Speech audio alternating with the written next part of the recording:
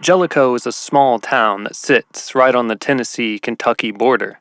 Throughout the 1890s and early 1900s, it was one of the most productive coal mining towns among the two states.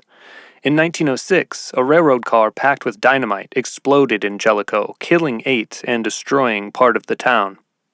A soldier train carrying new recruits on the Louisville and Nashville Railroad derailed on July 6, 1944, at High Cliff, 3 miles east of Jellico. The locomotive and 4 leading carriages fell 50 feet into Clear Fork, killing 35 people and injuring 100 more. Whispers from generations before the end of the mining echoed throughout the abandoned mine shafts in and around Jellico. Theo had been inside a few of the mines just to check them out. His father had warned him against going into them, but when you grow up in a town with as little to do as Jellico, your curiosity often gets the best of you. Theo never went too deep into them, though, just deep enough to get a sense of what they were like. Dark, narrow, and damp. His great-grandfather used to tell him stories about what they were like when he'd worked there. Bustling chambers of mining and opportunity. They were where most of the town worked. It was hard labor, but it was stable and provided. Until it didn't. Those opportunities were gone. The last train cars that hauled coal out of Jellico did so many years ago, and they took the hopes of mining opportunities with them. Theo's dad worked for the post office delivering mail. Sometimes in the summer, Theo would go with him on his route and help him deliver. His dad worked hard to provide for him and his sisters, and after his mail route, he'd usually take on an odd job or two to earn some extra cash. This summer, Theo noticed him taking on more jobs than usual. One day, after breakfast, he asked Theo a favor. "I know you know Jellico like the back of your hand. I didn't want to have to ask you, but I picked up a job laying shingles on the roof of the church. The pay's good, but it'll take me a few days to get it done. Think you could be a mailman for a few days? I'll pay you." This proposition excited Theo. The woods around Jellico offered a lot to do, but with it being this deep into summer break, he was ready for something new. Plus, he was saving up to get a new bike. Theo replied, "Yeah, I'll do it. What do I got to do?" His father took his last gulp of coffee, stood up, and said, "Get in the truck and we'll head to the post office." Theo's sisters were staying with their aunt for a few days. She didn't have any kids of her own and liked to entertain them during the summer. Theo wasn't a fan of tea parties and dressing up, so he opted to fish and build forts in the wilderness on the outskirts of town. His father shifted gears and swerved the truck slightly to the left to miss a running squirrel. He looked over at Theo and asked, "Sure you're not too busy to deliver a few letters?" "I'm busy, but my bike needs more repairs than this truck. Especially after I took it off the—" Theo stopped himself before exposing the stunt he'd pulled by jumping off a ramp and over the creek behind their house. "It's just old. I probably just need a new one." His father glanced over, raised an eyebrow, and kept driving. They arrived at the post office. Theo waited by the truck while his dad got the mail from inside. It was warm and the breeze was refreshing. He could hear leaves rustling as he leaned against the side of the truck. Theo closed his eyes and took a deep breath.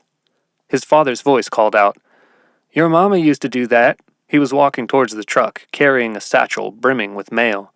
Theo opened his eyes and looked over at him. "Used to do what?" he asked. His father smiled.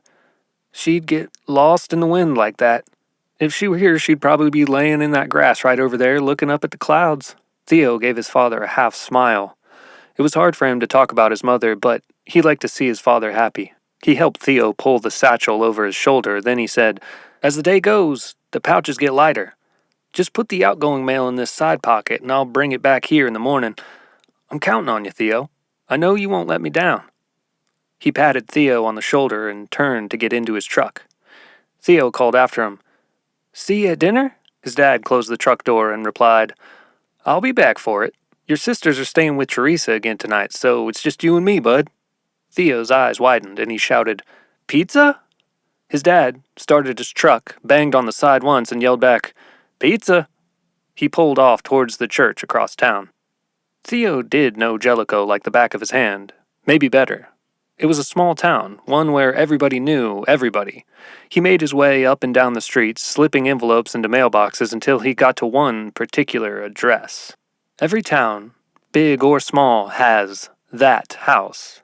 The house that has a dozen or so dark stories attached to it. Depending on who tells the story, it's either haunted, possessed, cursed, or some kind of vortex into another dimension. Jellico's cursed house belonged to someone the town referred to as Crazy Dave. Crazy Dave was just as mysterious as the house he lived in. No one really knew his story. People claimed that they did, but none of the stories were ever consistent.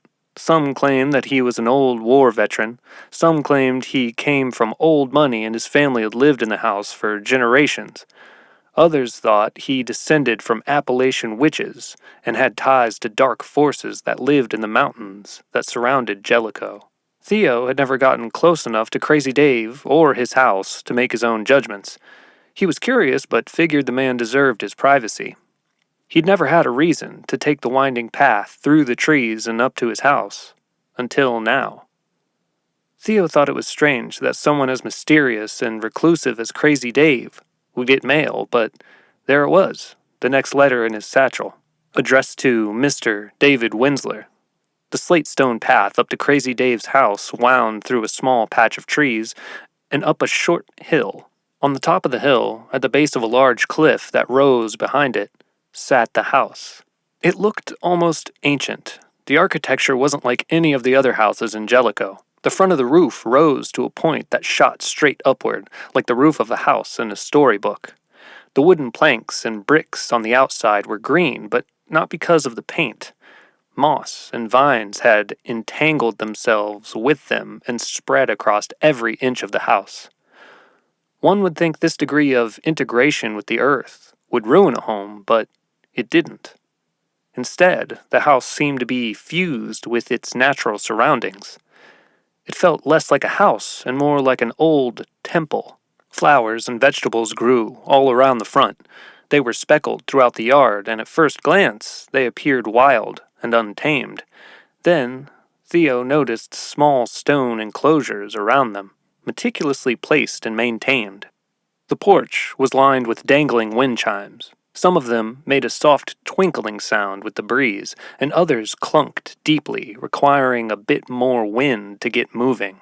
As Theo approached the house, he could hear someone singing. The voice rose from the side of the house and mingled with the sound of the wind chimes. He walked up to the mailbox that was jutting from a stump sitting next to the porch. The breeze subsided, and he could start to make out some of the words from the unseen singer. Down in the bowels of Jellico, the veins run gold in the mines. Down in the bowels of Jellico, the miners lost their minds. The wind picked up again, and he heard clunking. Theo dropped Crazy Dave's letter into the mailbox and crept to the side of the house.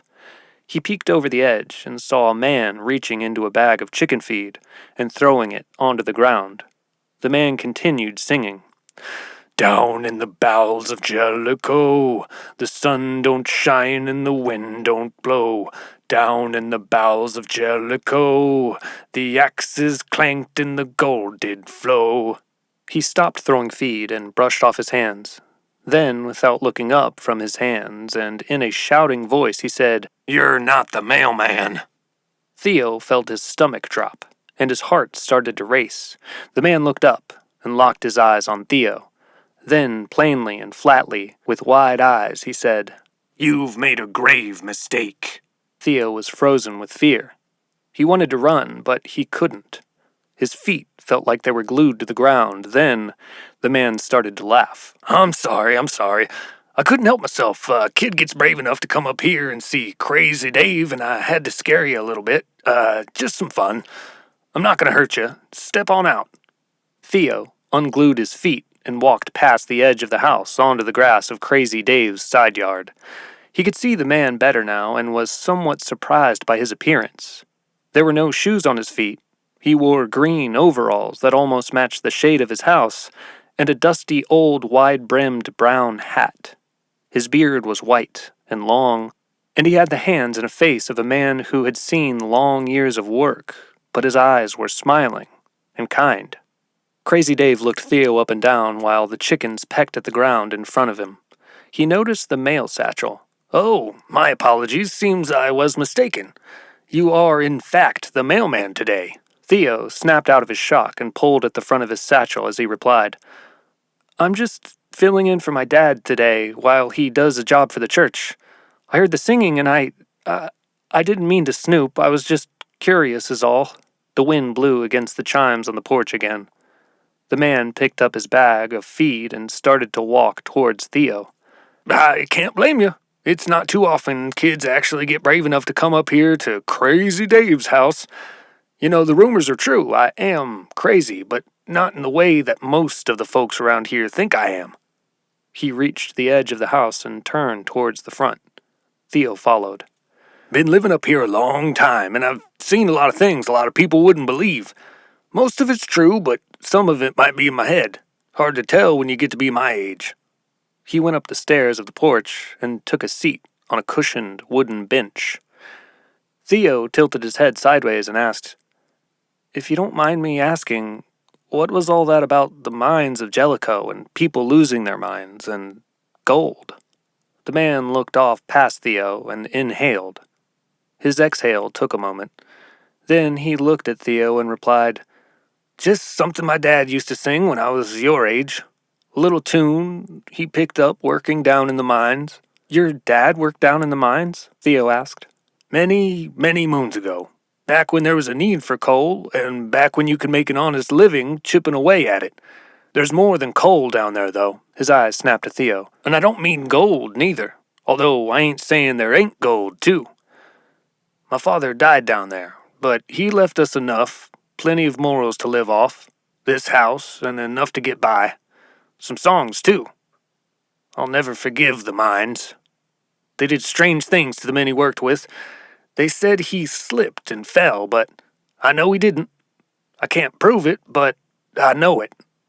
His friends changed down there. Weren't his friends no more." Theo stared blankly at Crazy Dave. He had no idea what to say. Dave closed his eyes and shook his head. "There's the crazy coming out. See, maybe they're right. Maybe I'm off my rocker." He bobbed his head up and down and did a chicken impression to break the tension. They both laughed. "I didn't get your name, mailman." "It's Theodore, but everybody calls me Theo." "Theo? I like that. You already know me. I'm Crazy Dave." He dipped and bobbed his head again, garnering more laughter from Theo. "But you can call me Dave or D or Crazy D or whatever you'd like. Just don't call me late for dinner." He looked down at Theo's satchel and pointed an eyebrow at his undelivered mail. "Looks like I'm keeping you, mailman Theo. You gonna be my mailman tomorrow, too?" Theo looked down at his satchel and then back at Dave. "I reckon I will." "All right, then. I reckon I'll see you tomorrow," Dave replied. Theo waved as he headed back down the path to the overgrown sidewalk.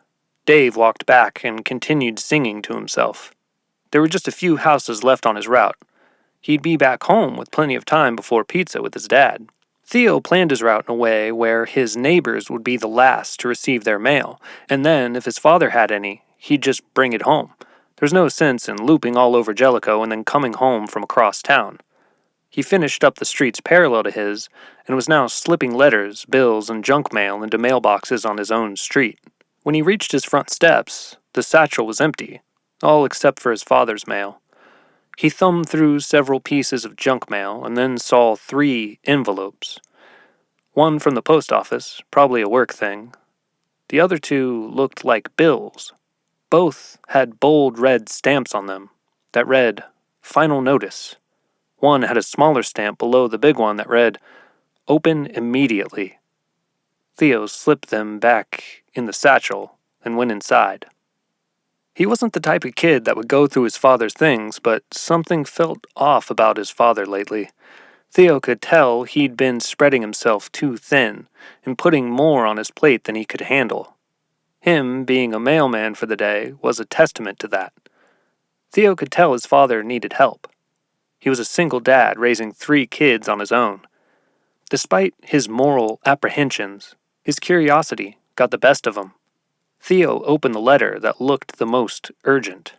He'd never really looked at a bill up close, but He could tell one thing with certainty. They were going to lose their house. Theo's father came home a bit later than he expected. He called out, "Hot and fresh pizza delivery service, here to meet all your cheesy needs." Theo yelled back from the living room, "You're cheesy, all right." His dad went into the living room and sat their pizza on the table. Theo had the TV on and was watching an old Western. His dad handed him a piece of pizza on a paper plate. "What did I miss?" Theo took a bite and replied, "Just your classic outlaw, roughs up an unsuspecting town."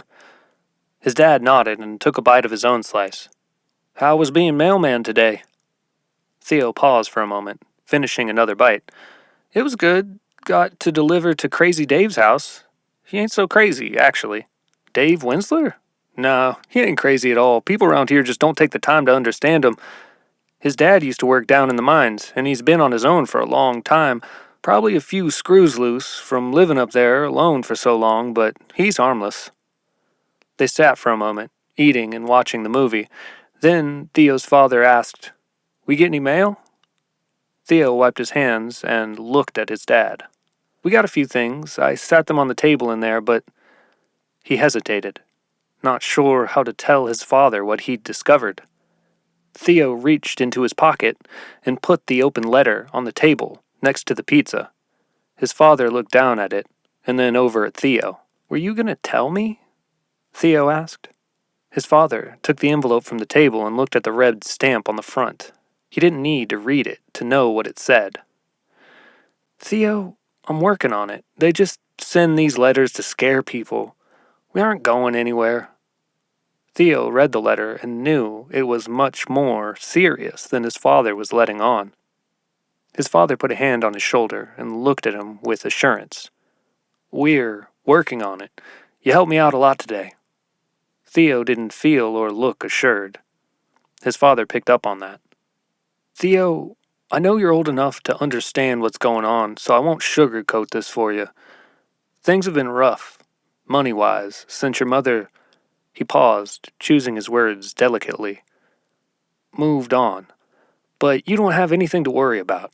A kid your age shouldn't be worried about stuff like this anyway. I've got some things lined up that are gonna sweep these problems right out the window like beating dust off a rug. We just gotta hang tight until a few more of these jobs get done." He smiled at Theo. "You're gonna be my mailman tomorrow again, right?" Theo looked down at the letter and then back up at his father. He replied, "You can count on it." They both sat for a little while longer, eating pizza and watching the Western. Then his father spoke up again. "Promise me you won't open any more of our mail, will you?" "I promise, Dad," Theo replied. The next day started off like the day before. Theo and his dad rode to the post office to fetch the satchel, and then Theo was off on his route. It was another brilliantly sunny day, but a bit hotter than the day before. There weren't as many pieces of junk mail. Theo was thankful for that. It made his satchel lighter, and it also helped him get through his route much faster. Thoughts of the final notice letter weighed heavily on him. He couldn't stop thinking about the very real possibility that he and his family would be kicked out of their house before the end of the summer. Eventually, he found himself at the base of the hill that led up to Crazy Dave's house. He wound through the trees and up the path. It wasn't as windy, and the chimes that dangled from his porch were silent. But things around the house weren't completely silent. Again, off in the distance, Theo could hear Dave singing. He paused in front of the house and listened. "Down in the bowels of Jellico, the veins run gold in the mines. Down in the bowels of Jellico, the miners lost their minds. Whispers deep in the dark, the axe will tear you apart. Down in the bowels of Jellico, the miners will keep you there. Down in the bowels of Jellico are the souls that gold ensnared." The singing stopped, and Theo heard Dave walking along the side of the house. He sifted through his satchel, looking for his mail. Dave called out as he came past the edge of the house. "Mailman Theo!" Theo found Dave's mail and handed it to him. He took the letters and jammed them into the front pocket of his overalls. "Hoping today is as smooth as yesterday." "Less junk mail, thankfully," Theo replied. Dave picked up an old metal watering can that was sitting next to the porch and began to water the plants. "What's that song about?" Theo asked. Without looking up from watering, Dave replied, "I told you, just something my dad used to sing a long, long time ago." "Yeah, but gold in the mines? Axes tearing people apart?" Dave tilted the can back and moved to another patch of plants. Theo followed. "My dad worked the mines for most of his life and learned all kinds of songs down there. Probably started down there when he wasn't much older than you. The miners used to sing all kinds of songs and make up all kinds of stories. Get enough bored guys together and they start making things up. Not much else to do when you're mining. Just chip away, make things up as you go. They must have made at least 100 songs down there. I only remember maybe half the ones my dad told me these days, though." A gust of wind went by and rattled the chimes on the porch. "Is there any truth to that one, though?" Theo asked. "About the gold and all that?" Dave tilted his can back and slowly looked up at Theo. He smiled, a large smile, exposing all of his teeth. A shiny gold tooth nestled in the back of his mouth glistened in the sunlight. Theo wasn't sure if Dave was serious or just being crazy. "Like I told you, there's more than just gold down there." Dave put his watering can down and sat on the grass, legs crossed. His old calloused feet sat on top of his knees. Theo was surprised by the old man's flexibility. He patted the ground next to him, signaling Theo to take a seat. He did, and Dave continued. "A lot of the reason the people in this town call me Crazy Dave is on account of the stuff my father used to say. They say it runs in our blood and that each generation is crazier than the last. But you probably heard that. You've no doubt heard about the train crash that happened in Jellico and the train that fell off the cliff years back." Theo, like everyone else in Jellico, had. He nodded. Dave closed his eyes and took a deep breath. He looked like an Appalachian guru as another gust of wind swept his hair and beard around him. The chimes sounded again, and Dave went on. "A lot of those souls didn't leave Jellico." He opened his eyes and looked at Theo. "When tragedy happens and people die, they get lost. They start searching, looking for a place to be at peace. Some of the souls from all those years ago went off into the woods. If you listen real close, you can hear 'em at night, rustling and whispering in the trees. Some of 'em you can see, some of 'em you can't. Some of 'em found the mines, and like the others, got lost, trapped. And they got mad. They started playing tricks on the men down there, and slowly the miners started getting paranoid. And then some of 'em started going missing. My dad was one of 'em. I don't know if it was the spirits or the other miners themselves, but my gut tells me it was the other men. They started to become more lost than the spirits that were stuck down there. After the mine shut down, the men went home, but the spirits stayed." The wind blew again, pushing some of the larger wind chimes this time. Theo knew Jellico well. He grew up there and had felt ominous things he couldn't explain, whispers in the dark. He knew about the tragedies, but never really made the connection. It all made sense to him now, though. "What about the gold?" Theo asked. Dave smiled again, exposing his gold tooth, then said, "The gold's another thing entirely. It's down there. My dad found it. He split it with the others, and they all kept a nice little nest egg. It wasn't enough to make it rich, but enough to get a house." He nudged his head toward the green, overgrown house that sat behind them. Theo thought for a moment. "You think there's more?" Dave laughed. "More? Of course there's more. If I had to guess, that's why my dad wound up meeting his maker down there. Other guys thought he knew where more was, or maybe he did and just didn't want to share. But that wasn't like my old man. He would have shared. He didn't deserve to die. I ain't saying they done it, but I ain't saying they didn't. Either way, I wouldn't advise going down into any of the mines around here. They're wet, and narrow and treacherous. Hell, half of them are probably caved in by now. The one my dad used to work in ain't, but it's a nasty old cave. Probably bears living up in some, too. So you've been in the one your dad's worked in. You've seen the inside? Theo asked. Dave raised his eyebrows at the question. Why are you asking all this? I don't want to be responsible for encouraging you to go into the mines. Theo turned in the grass and looked at Dave's house. We're about to lose our house. If your dad was able to get this house with the gold he found down there, maybe I can save mine with it. Dave stood up abruptly. Well, aren't we just in a pickle now, Mailman Theo? Trust me, if I could spare some gold for you, I would, but I understand why your dad's in trouble like he is. Can't nobody afford to live around here anymore. Yours truly included. I could use a bit of gold myself at this point.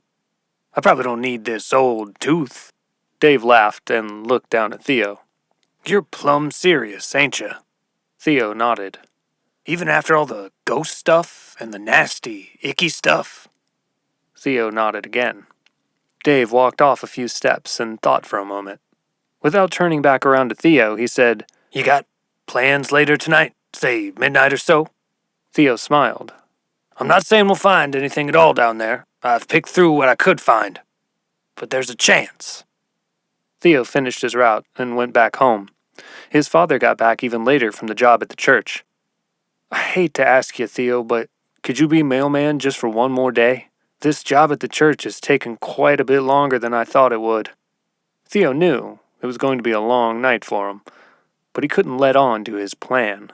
Summer break's long enough. I reckon I can. His dad tousled his hair and said, My mailman. Really, thank you, Theo. Theo nodded. That night, after his father went to bed, Theo snuck out the back door. He didn't know what sort of supplies he was going to need, but he figured he could carry them in his father's mail satchel. He snuck to their shed and loaded up a rope, a small hammer, and a few other things he thought he might need. His bike was still a bit busted, but it would make it to Crazy Dave's. He rode it to the bottom of Dave's hill and walked it up to the front of the house. Theo half expected to hear Dave singing another song off in the distance. But he didn't hear or see anything at all. A very light breeze went by and the porch chimes sounded. Theo thought it was ominous and strange to hear them in the dark. Just then, Dave came out of the front door, holding an old lantern. The screen door slammed behind him. Ah, a punctual mailman. Let's get a couple of things before we head off. Come on. Dave hustled down the stairs and jogged to the side of the house. Theo, surprised by his pace, laid his bike down and followed him. It was dark, but Dave's lantern lit up enough of the yard for him to make his way without tripping over anything. He had a flashlight as well, but figured it was best to conserve the batteries. Theo found himself with Dave inside a large shed, or small barn, behind Dave's house. For just a moment, he questioned his situation. Maybe Dave is actually crazy, he thought, and now I've led myself right into his lair, where he lobs the heads off of his unsuspecting His thought was cut short by Dave handing him a small hatchet. You probably won't need it, but you'll have it if you do. Theo fumbled with it for a moment and then slipped it into the loop that was meant for a hammer on his jeans. Before he could look up, Dave slid a miner's helmet onto his head. Perfect fit. You'll be chipping away at gold in no time. Theo shuffled it around on his head and then fastened the leather strap around the bottom of his chin.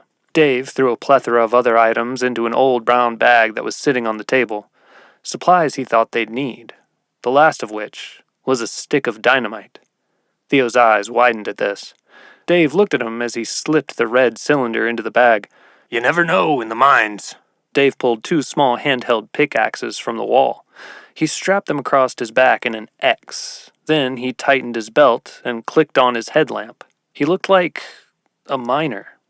Cleaner than ones Theo had seen pictures of, but all of the gear was there. Dave picked up the sack, reached out and clicked Theo's headlamp on and said, Old ones used to have a little flame on the top and a little reflecting plate. These are a little safer. The mine Dave's father used to work in was much closer than Theo anticipated. They only had to walk through the woods for a short while before they reached the entrance that was carved into the face of a cliff. It was shorter than Theo thought it would be. It opens up on the inside a little. You'll still be cramped, but it gets bigger, Dave assured him. There were weathered, old minecart tracks jutting from the ground at the opening. They were slightly buried, but Theo could see his lamplight reflect off the tops of them when he looked down. They climbed a short hill and stood in front of the entrance. A gust of wind blew, and to Theo it felt like it was coming from the mine itself. It was cold. Dave turned to Theo and leaned down a bit to meet his eyes. Stay close to me in there. I haven't been down here in a while, so there might be critters nesting. If you see any, don't scream or get spooked. That'll just make things worse. I have an inkling as to where we might find what we're looking for, but it's a ways down there, deep. We should be out before morning. Theo was rattled by Dave's last comment. He expected things to take some time, but didn't know they would take that much time. Dave continued, As for the spirits, they've been down here for a long time. Some of them will be as scared of us as we are of them. Others, well, they won't be happy we're down here. Now, this is where you're going to think I'm crazy. Dave reached into his bag and pulled out 2 bundles of twined, freshly dried sage. He strapped one to his helmet and another to Theo's. I grew that myself, Dave said with pride. If you find yourself in peril down there, don't hesitate to light the end of it on fire. It'll ward 'em off. Then he pulled a long, smooth hunk of wood out of his bag. It had a piece of string wrapped around the end, many times. He stepped away from the entrance of the mine and began to spin it in a circle quickly. It made a loud, roaring vibration as it passed through the air. Theo could hear it echoing through the mine. The echoes felt like they went forever. Dave slowed his swirling and then wrapped the string back around the piece of wood. I got this from Eagle. He told me it can keep bad spirits away, and so far, he's been right.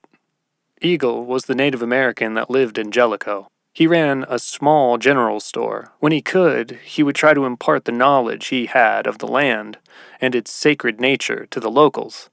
Most people just bought their things and smiled, but he and Dave shared an interest in the metaphysical and spiritual nature of things.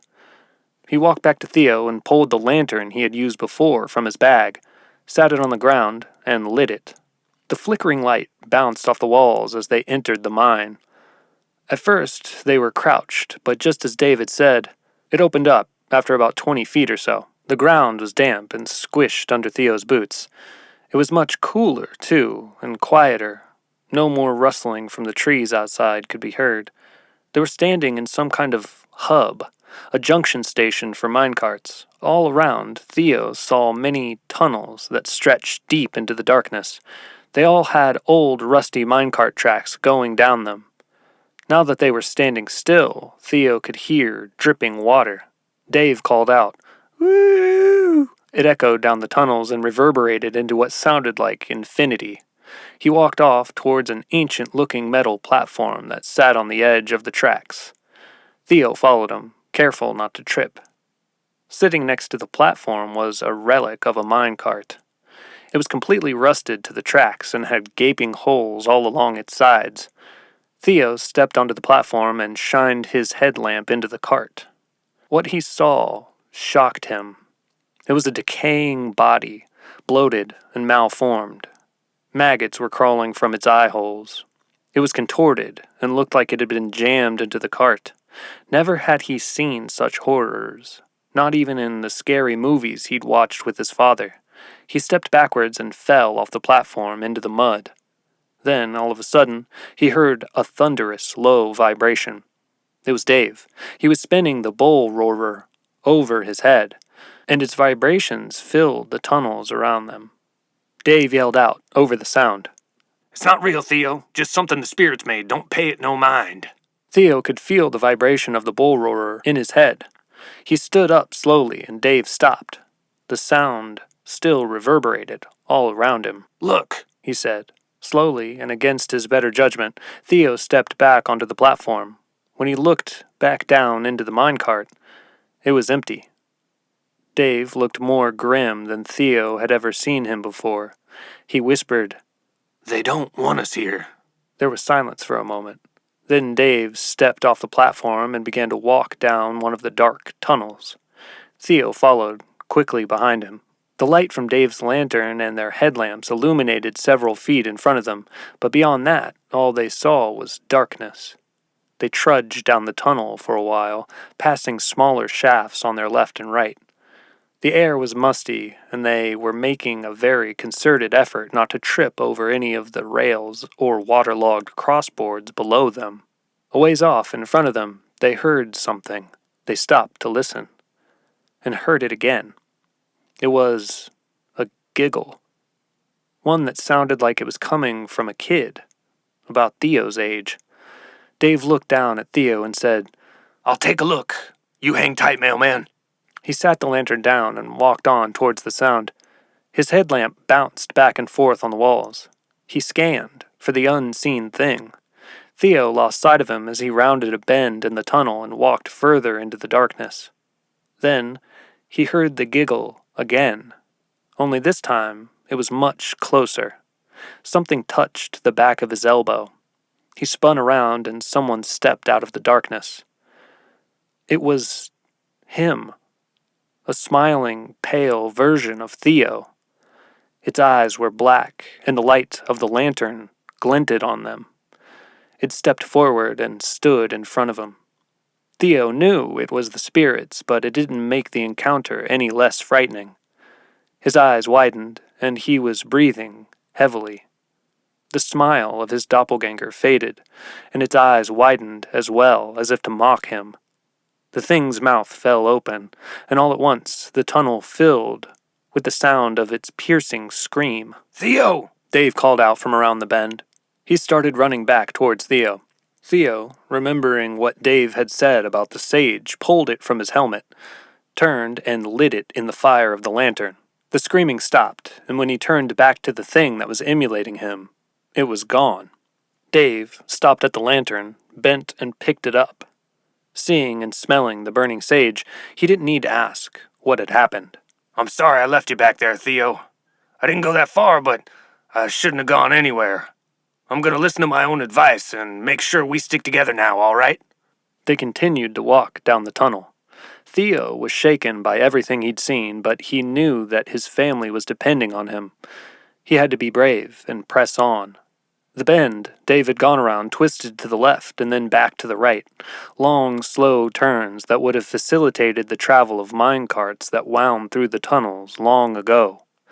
After it stretched right for about a click, the tunnel opened up into a large subterranean cavern.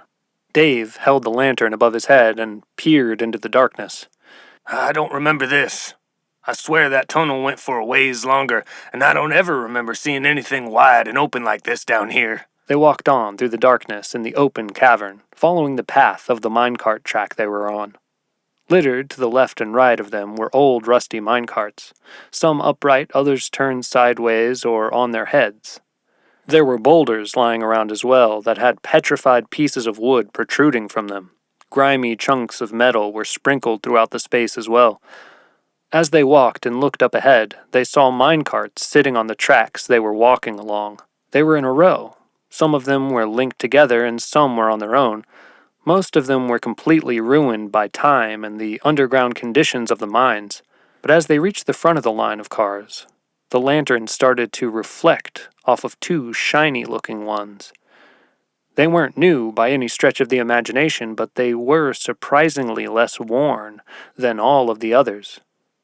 Somehow, they looked functional. Dave stopped and stared at the two carts. "That don't make no sense, mailman. Ain't no cart built sturdy enough to be down here looking like that after all this time." Theo looked up at Dave and whispered, "The spirits?" Remembering what he'd seen from his previous minecart encounter, Theo shuddered. Dave walked over to a device that was sitting beside the minecart at the front of the line. It was a metal box with a bunch of levers. He sat the lantern on it and examined a few of them. "This is an old minecart rail station, kind of like a train yard, but for minecarts, of course." Theo walked over to the front of the line and slowly peeked over the edge of the front cart. There were no bloated corpses this time. Dave ran his hand along one of the lever's handles and clicked the engaging mechanism. "Hot dang, I figured that would have been stucker than flies on molasses." He pulled the lever back with a grinding screech. The minecart Theo was standing by began to move forward slowly. "Would you look at that?" Dave exclaimed. Theo was watching the minecart next to him inch forward when he felt a pull at the bottom of his jeans. He looked down and saw that his jeans had been snagged on a hook that was attached to the cart. He shouted out, "Dave! Dave!" Dave ran over to him and saw what was happening. He quickly flung open his bag to his front side and pulled out his knife. His plan was to cut Theo's jeans free from the cart, but the cart was moving much faster now. Theo, not knowing what else to do, jumped up and held onto the side of it, bracing his feet on a piece of metal that ran along the bottom of the cart. Dave caught up to him, but it was too awkward of an angle and too dark to be flinging a knife through the air at a child, or anyone for that matter. He clicked it closed, sprinted to the cart, and grabbed the edge. Dave lifted a foot onto a piece of the metal along the back of the cart, but just as he did so, his other foot got caught on one of the crossbeams of the tracks. He fell and looked up at Theo, speeding away. He shouted after him, "Hold on! I'll find you!" The cart rushed away into one of the many tunnels that connected to the rail station. It was moving very quickly down a hill that was getting increasingly steeper. The faint light of Dave's lantern disappeared from Theo's sight. Now the only light he had was his headlamp and the flashlight in his bag. It became an incredibly bumpy ride. Theo held on for dear life, clutching the side of the cart as the cool air rushed past him. He looked up ahead and could see that the tunnel was becoming much narrower. If he didn't free himself soon, he'd be a bloated corpse, sitting in a minecart himself. Theo carefully reached into his pocket and pulled out his own pocket knife. The part of his jeans that was stuck to the hook was down by his shin. He crouched slowly, bouncing and shaking with the minecart, and carefully started to cut his jeans. The tunnel was getting more and more narrow by the second. He could feel the back of his satchel start to scrape against the wall that was closing in on him. Just before the wall took over the space his body was occupying, he ripped his jeans the rest of the way loose and toppled over the top of the minecart, inside. He ducked down quickly, narrowly avoiding decapitation. The inside of the minecart felt even more chaotic than the outside. It banged and clattered as it bounced up and down and from side to side. Theo felt like a rag doll being played with by a rambunctious puppy. Then, all at once, the chaos stopped. He was still moving, but now it felt like he was gliding on air. Bracing himself, he looked up at the ceiling of the tunnel. His headlamp was reflecting off the dark earth above him. The sound of the cart moving through the tunnel was oddly peaceful. It sounded and felt like he was being inhaled deep into the mines. As he stared up at the ceiling, he noticed the light from his headlamp start to shift colors. At first, it was a slow shift, from white to blue to green. Then it began to strobe many different colors very quickly. The strobing of the colors began to take on shapes, like an old movie flickering on a stuttering projector. A scene began to emerge. It was the scene of an apple orchard on a bright sunny day. Theo's sisters were there, running and laughing with each other. Their hair mingled together and swirled in the breeze as they carried their baskets full of bright red apples. Then his mother stepped out from behind one of the trees. Her long black hair blew in the breeze, and her striking blue eyes felt like they were looking directly at him. She was wearing a white sundress, and as she walked through the orchard, she reached up towards the sky with her hands. Her smile was as he remembered, beautiful. Then, all at once, the trees around her burst into flames. The grass and the sky went dark, and there was just her and the burning trees. They, too, faded, and Theo's mother walked in a black void for a moment. She stopped, and an arched stone bridge formed beneath her. She was standing high on top of its ledge. The riverbed below was almost dry, with only small veins of water running through it. She stretched her arms even higher in the sky, and with her black hair blowing all around her face and white dress, she stepped over the edge. Theo screamed out, "Mom, no!" He pulled his eyes closed, quickly. The gentle gliding of the cart turned back into a bumpy, shaking ride. Theo opened his eyes and saw his light reflecting off the top of the tunnel again. He didn't know how deep he'd gone, or how far into the mines the cart had taken him. Then the ceiling seemed to disappear. The tunnel opened into another cavern. His track plateaued, and the cart came to a very slow stop. He peeked over the top ridge of the cart. The beam of light from his headlamp moved through the darkness like a spotlight in the night sky. It went a few feet into it, then just stopped. There was a sound coming from the direction he'd come from. It was faint at first, but then it grew. Theo thought it was tumbling rocks or a part of the mines caving in, but then, beneath the echoes, he recognized it. It was Dave's bull roarer. Relief from not being completely lost and alone in the dark washed over him. The flickering light from Dave's lantern slowly became visible from the tunnel he'd come through. He was holding it low enough to not go out in the gust of his descent, but it still flickered an orange and yellow aura around him, again adding to his mystical Appalachian wizard-like appearance. As he moved through the opening of the tunnel, the sound of the bull roarer reverberated throughout the new space. The cart slowed and stopped just a few inches away from Theo's. Dave stopped spinning the bull roarer, pulled his bundle of sage from his helmet, and lit it in the lantern's flame. "Told you I'd find you, mailman." Dave got out of the cart, and his lantern illuminated a bit more of the space. They saw massive black boulders scattered around them. There were also bits of metal and debris from years past strewn all around. "What is this place?" Theo asked. Dave held his lantern out in front of him and walked a few feet into the darkness. "Not sure. I've been down in these mines, but I've never seen anything open up like this. When you get this deep, things tend to stay pretty narrow, but this is like a cavity in the back of your mouth. Trust me, I know." He held the lantern up to his face and grinned. His golden back tooth shimmered in the lantern light. Then the two heard a sound in the darkness, coming from in front of them. Dave snapped out of comedian mode and back into caution. They both knew better than to ask what the sound was. They already knew it was the spirits of the mines. It sounded like a barrel full of shifting rocks or gravel. Dave moved on towards it, and Theo followed. Then, from one of the black, rocky walls in front of them, two small lights began to appear. Dave looked down at Theo and placed his finger in front of his lips in a hush gesture. Then he gestured for him to follow him. The two walked deeper into the darkness, slowly approaching the lights. The closer they got, the brighter the lights seemed to become. The wall in front of them was shifting and crumbling away.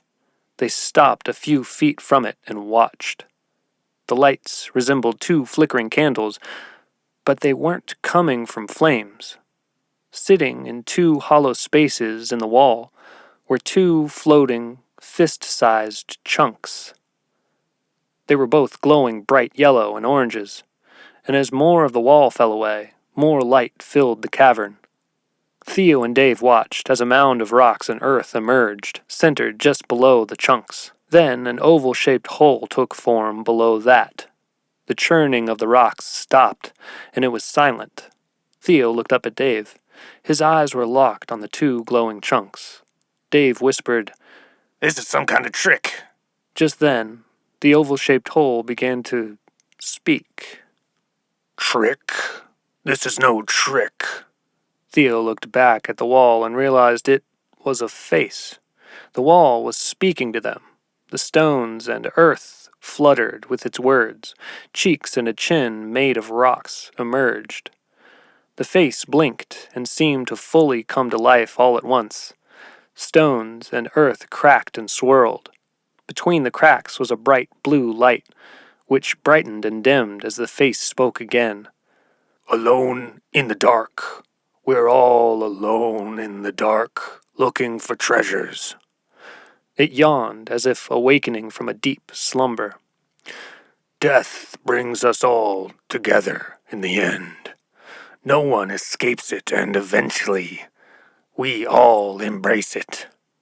You don't have a choice. It's the grand unifier of all. You both have lost souls and are lost souls yourselves, lost in the mines forever. Dave spoke up. Honestly, Rockface, Guy, we're lost down here, but we just want some gold and we'll be on our way. The face laughed, a deep, bellowing laugh that reverberated all around them. You are mine now. Another soul for the mines. Oh, but how I tire of keeping these souls. A collection in some ways, but a burden in others. There was silence, and then the face spoke again. Perhaps your souls can be set free if you answer these riddles 3.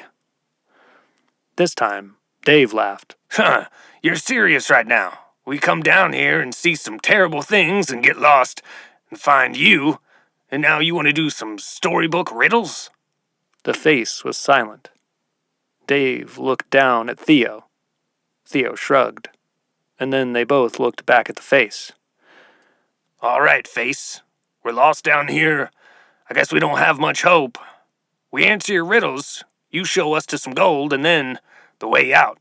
We lose, and you can keep our... He looked down at Theo and winked. You can have my soul. The boy's is his, and he's got a whole life to live.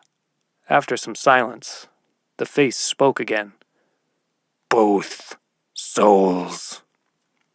Dave protested. I told you, his soul is his, and if we answer your riddles, you can... Theo cut him off.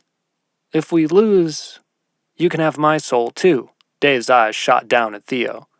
Theo winked this time. The light that was pouring from the cracks in the face changed from blue to red as it spoke. In darkness I'm born without a soul, shrouded in earth, forever bound. Seek me not in glint of gold, yet miners crave the secrets I hold. What am I? Theo and Dave looked at each other.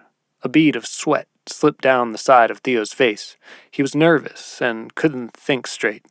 Then he looked down at the ground, scanning, thinking, trying to piece the answer to the riddle together in his mind. Then his eyes locked on the answer he was looking for. He shouted, "Coal! The answer's coal!" Dave snapped his fingers and they both looked back at the face. Giving them no comments or praise, the face answered by simply continuing on to the second riddle. In unseen chambers I quietly reside. A mimic of sound, in the shadows I hide. With each uttered word I come to play. A distant companion, in the mines I stay. I replicate whispers in the underground, reverberating tales, a mysterious sound.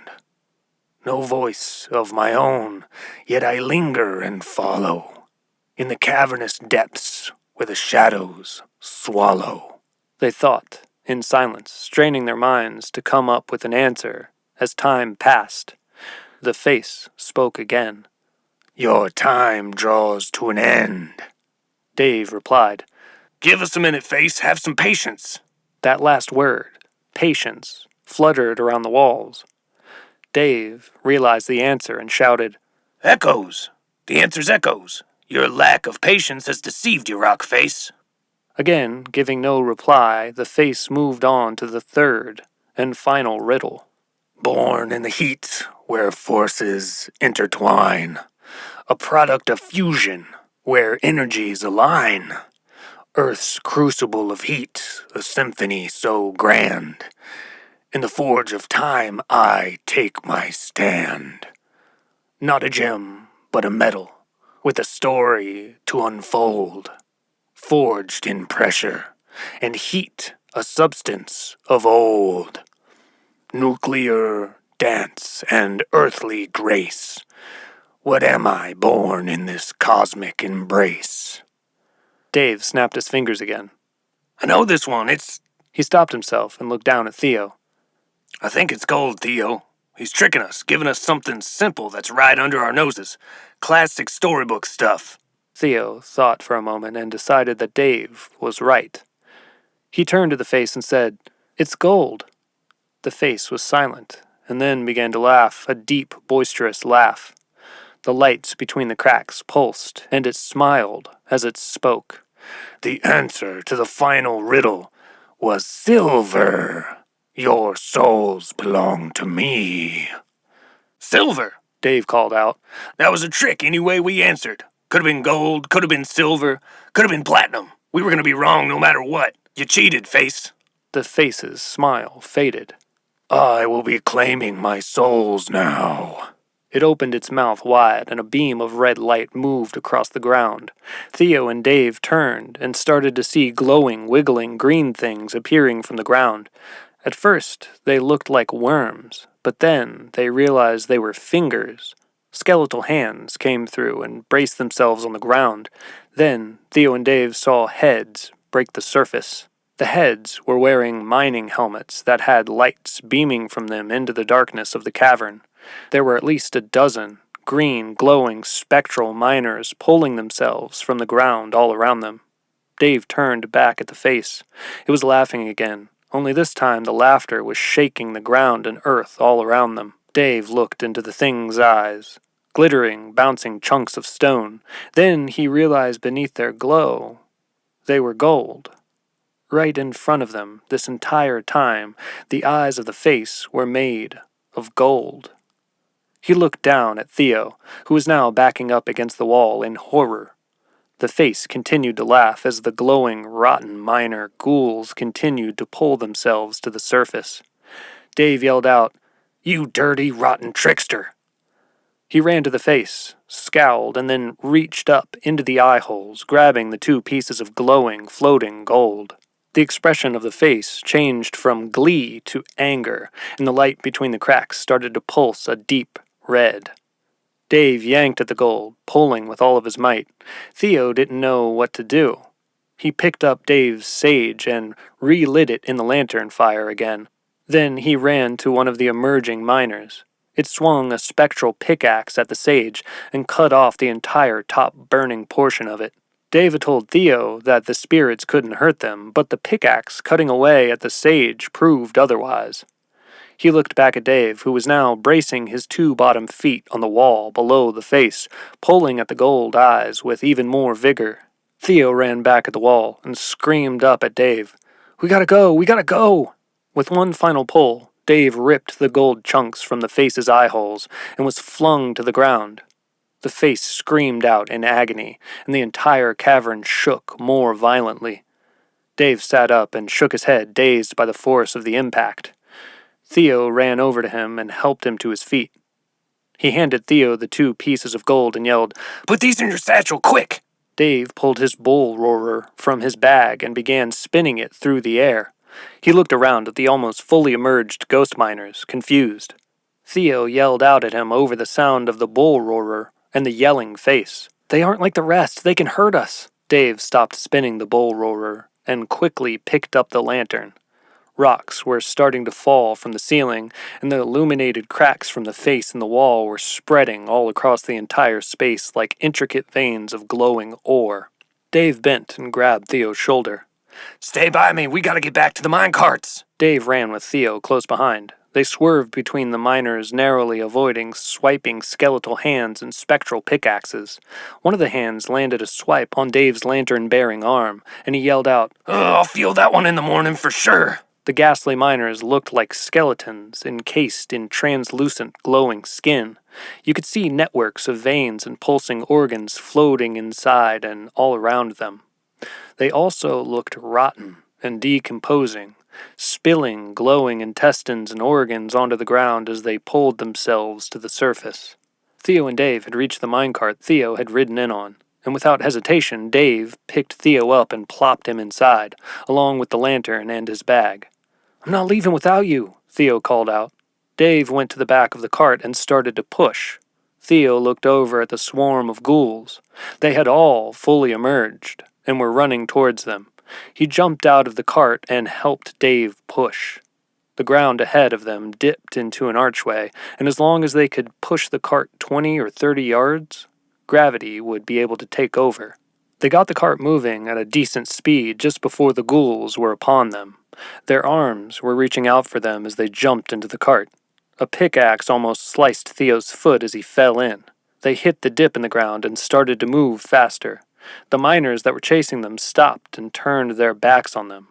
Dave screamed, "Ha, you can't keep up! Some ghouls you are! We weren't even scared!" Theo was, in fact, scared, but smiled at Dave's brief celebration. He sat down in the minecart and pulled one of the chunks of gold from his satchel. It was hypnotizing as it glinted in the light of the flickering lantern. Dave continued to taunt the miners. "Next time I come down here, y'all better—" He stopped, and in a much quieter voice said, "Damn." Theo secured the gold back in his satchel and sat up, looking over the edge of the cart. They were passing through the archway of the tunnel, and close behind them were 2 minecarts, full of the ghostly miners. The track they were on dipped down violently. Theo and Dave scrambled to hold onto the cart and not fall out. For a moment they lost sight of the miners, but then they emerged behind them. Their spectral glow bounced off the walls of the tunnel. They were shrieking guttural screams that echoed down the shaft. Their carts were gaining on them. The one closest to them was approaching quickly. Dave and Theo both moved to the front of the cart they were riding in to avoid any surprise axe swipes. Dave lifted the lantern and saw a metal box with levers next to the tracks up ahead. It was a switchboard, similar to the one he had pulled the lever on before.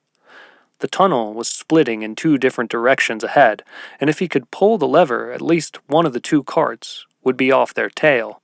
He grabbed the bowl roller and started to spin it. Theo yelled out over the shrieks and rushing air, "That stuff doesn't work, remember?" Dave just kept spinning. He took aim at the lever and flung the bowl roller at it. It spun around the top, and he yanked it as they went past.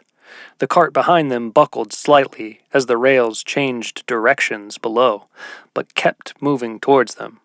The other cart split off in the opposite direction. Dave yelled out, "Woo! It's the small wins, Theo." His excitement was cut short as one of the pickaxes from the cart that was gaining on them clipped to the side of their cart. The 2 carts were now locked together, linked by the glowing tool. Just then the tunnel opened up. The ceiling and walls seemed to disappear. With the glow of the miners and the lantern, Theo and Dave could see that the carts were moving along a railway that was built on top of a massive wooden bridge. They were very high up. The light that pierced through the darkness stopped at a point. There seemed to be no ground below them, just the boards of the bridge, and then nothing. The miner holding the pickaxe was pulling their cart closer. Theo grabbed the small hatchet looped in his jeans and wedged it between the pickaxe and the cart on the inside. He pulled up with all of his strength and broke the grip of the pickaxe. The miners shrieked again, and one of them threw a piece of coal at Dave. He ducked, and it missed. Dave reached into his bag and pulled out the stick of dynamite. Theo looked up at him and nodded. The miner closest to them swung at their cart again, and again connected the 2 minecarts with his pickaxe. Dave looked down at Theo. "We only get 1 shot at this, mailman. I'm gonna count to 3, then you push up on that pickaxe again." Theo nodded and wedged his hatchet as he had before. The carts were rattling and the miners were screaming again. Dave called out, "1!" He bent and lit the stick of dynamite in the lantern's flame. The ghouls were reaching out to their cart, balancing themselves and taking hold of the side. 2! The fuse of the dynamite stick was getting shorter. Theo was getting nervous. He looked up and saw the grotesque, glowing face of one of the miners. He shrieked, and his dark, menacing eyes lit up with red. Dave shouted, 3! Theo pushed up again with all of his strength against the pickaxe, breaking its hold on their cart. Dave threw the dynamite into the other cart. The miners let out one final terrible screech before the explosion. Their cart cracked in half, and the ghouls fell from the track into the darkness, grasping and shrieking as they passed out of sight into the dark void. The force of the explosion rippled through the frame of the massive wooden bridge, and up ahead, a weak, decayed piece of it fell away. There was a gap there, where the bridge had originally connected to another archway that led into another tunnel. There was nothing.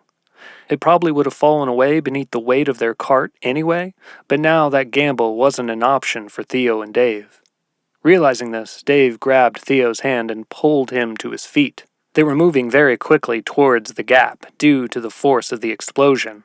Dave pointed his headlamp at the gap and yelled, "We gotta jump! Climb up here!" He helped Theo brace himself on the edge of the cart, and just as their cart started to fall into the void below, they jumped. Theo flew through the air towards the opening and slammed into the ground of the tunnel onto the tracks. He rolled through the dirt and muck of the tunnel. Eventually he stopped and lifted his head. As far as he could tell, all he had were a few cuts and maybe a few bruises. No serious damage. He pulled himself to his feet and looked around for Dave. "Dave!" he called out. His voice echoed through the tunnel. Then it dawned on him. Dave didn't make the jump. Theo ran to the edge of the tunnel where the gap was and called out again. "Dave!" "All this for some gold, mailman." Theo looked down and saw Dave clinging to a jutting board that was still partially connected to the track that connected to the tunnel. Theo leaned down and grabbed one of his hands. He was a strong kid, but he was just that, a kid. Dave was a grown man and was heavier than anything he'd ever lifted. They struggled and Dave grunted as they worked together to pull him clear of falling into the abyss. Theo had to tap into strength he didn't know he had to save his friend. Dave was slipping, but he was almost pulled up, over the edge. Theo thought he couldn't hold on any longer, and then with his last bit of strength, he dug his feet into the ground and heaved himself backwards. He pulled Dave up to safety, but tumbled to the ground. He lost his footing and fell, slamming his head on a rock. As he laid there, he saw Dave running to him, but white closed in around his field of vision. He felt calm now. The chaos of the mines seemed like a distant memory. He felt the warm touch of the sun on his face, and a comforting breeze swirled around him. Theo opened his eyes and saw puffy white clouds against a bright blue sky. Then he heard someone humming. It was a voice he recognized. He turned and saw his mother lying next to him in the grass. She was wearing her white sundress and her black hair was sprawled across the grass. "Look at that one, Theo. It looks like a school bus." She pointed up at one of the clouds.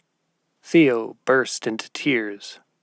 Her voice was more delicate and beautiful than he remembered. She turned and wiped the tears from his cheeks. Then she pulled him close and held him. "I'm sorry I wasn't strong enough, Theo, but I'm so proud of how strong you are, and I'm so happy with the person you're growing up to be." She wiped more tears from his cheeks and looked into his eyes. "I was lost, Theo, but I'm not lost anymore. Whenever there is darkness, you have to make room for light. There's always hope." Theo began to cry again, and she pulled him closer. He closed his eyes, and his mother started to hum again. When he opened them, he saw only white again. The white slowly faded to darkness. Theo could feel himself bouncing up and down. His body was limp, and he felt dizzy. Then he saw a soft, glowing light in front of him, bouncing in the darkness. He blinked a few more times and realized that it was the bundle of sage attached to his helmet. Dave had lit the sage and was carrying him, jogging down the tunnel. Theo coughed and Dave stopped. He looked down into Theo's eyes. "Theo!" he shouted. He kneeled and sat Theo upright on the ground. "If you wouldn't have been wearing that helmet, you would have been a goner. And if I didn't wake up and do my yoga 3 times a week, there's no way my weary bones could have carried you this far." Theo shook his head, shaking away some of the daze, and Dave continued. "You saved me, mailman. Thank you." Theo was still crying, and Dave continued. "I got the gold, don't worry." Dave assured him. "It fell out beside you when you saved me." He pulled the gold from his bag and shined his helmet light on it. "I'm glad you're awake. I knew you weren't dead because you were breathing, but I didn't know if you were... Let's keep moving. Can you stand?" Dave helped Theo to his feet, and to Theo's surprise, he could stand and walk. His head was buzzing a little, but nothing too serious. "How are we gonna get out of here? This place is a maze," Theo asked. "Ah, look," Dave said. He shined his light onto the wall in front of them. There was a small bird's nest, perched on a rock. Theo looked up at Dave, confused. "I don't get it. How does that help us?" Dave laughed. "Birds come into the mines, but they don't come deep in the mines. They'll nest down here, but they don't come down deep, deep." Theo understood. Hope and excitement washed over him. They both started to jog through the tunnel. As they did, they shined their lights on more nests that were tucked among the rocks along the walls. Then, Theo's heart dropped. In front of them, they saw a pile of rubble. Rocks and boulders of all different sizes created a wall. They stopped jogging and looked at each other. "It's a cave-in, mailman," Dave said in a somber tone. Theo looked back at the pile of rocks blocking their way and remembered his mother's words. "Whenever there's darkness, you have to make room for light. There's always hope." He ran to the wall and started throwing rocks off the pile. "Theo," Dave called out. "I love your tenacity, but we gotta find another way out. There might not be another way out. Come on, save your energy." Theo ignored him and kept pulling the rocks away. "Theo," Dave called out again. "Theo, look, mailman, I told you." Dave stopped. A small beam of light shone through the rocks and shot through the tunnel. A beam of hope in the darkness. Dave couldn't believe his eyes. He ran to Theo and helped him pull more rocks away from the caved-in entrance. Eventually, more light poured in, and they cleared a hole big enough for both of them to crawl through. They'd come out the other side of the mines, on the outskirts of Jellico. They stood in the morning sun on top of the rocks, amongst the trees, and breathed the fresh air. Neither of them had noticed how dirty the other had become in the mines until now. They were both covered in dirt and soot. Theo and Dave looked at each other and laughed. Dave looked down at the ground, ashamed, and then back at Theo. He knelt and said, "I'm sorry I lost hope back there. I shouldn't have done that. The mines had my mind all twisted up, crazier than I normally am." Theo smiled, put a hand on Dave's shoulder, and said, "It's okay. There's always hope." Luckily, Dave knew where they came out and how to get back home. It was early enough that if Theo made it back to Dave's in enough time, he could ride his bike home and shower before his father woke up. The two made it to Dave's house and started up the hill. Dave reached into his bag and handed Theo the larger of the two pieces of gold. The wind chimes sang in the soft morning breeze. Dave turned to look at Theo. "I really don't know how to thank you for what you done, saving this old man from meeting his maker down there, like his dad." "You don't owe me anything," Theo replied. "Thank you for everything you did for me. No way I would have made it out of there without you." "Well, no way you would have wound up down there if I hadn't talked you into doing something that crazy. This whole ordeal is my fault." Theo held up his gold chunk and said, "No, it's my fault." Dave looked up at the rising sun. "You better be off, mailman. After you show that to your dad, y'all come meet me. I know the best way to cash it in." Theo held the gold up higher to the light. The sun reflected off of it, and the thought of having secured his home for his dad and sisters settled in. Theo rushed home. He parked his bike out back and snuck in the back door. His father wouldn't be up for at least another hour. He was tired, and his head still kind of hurt, but the excitement of the whole situation fueled him. Theo reached back to pull the screen door closed behind him and walked through their back room, into the kitchen. He caught a scent of something he didn't expect as he entered. Coffee. His dad was sitting behind a newspaper at the kitchen table. He flipped it forward and looked at Theo. His expression shifted from frustrated to confused. Theo was still covered in dirt and earth from the mines. He must have looked like he worked in the mines to his father. "I was going to ask where you've been, but I don't know if I want to know." Theo walked across the kitchen tile, leaving boot prints as he went. On the table, there was a bowl of cereal, a half-peeled orange, and a few of the letters that had the red stamps on them. One of them was opened and unfolded. Theo's father saw him notice it and spoke again. "We aren't discussing that right now," his father said sternly. "Right now, we're discussing where you've been and why you're so filthy. And you got my mail satchel all filthy and torn, too. Come on, Theo. I'm going to have to pay for that." Theo walked up right next to the table and smiled. His father was confused. "You think this is funny?" Theo looked his father in the eyes, continuing to smile, and said, "I'll pay for it." He reached into the mud-caked satchel, pulled out the chunk of gold, and sat it right on top of the opened, stamped letter. Seriously, thank you so much for being here and listening to this story. I don't know if it feels this way when you're listening to it, but I feel like in terms of complexity and just things going on and things tying together, that this story might have more going on than any of the other stories I've written so far.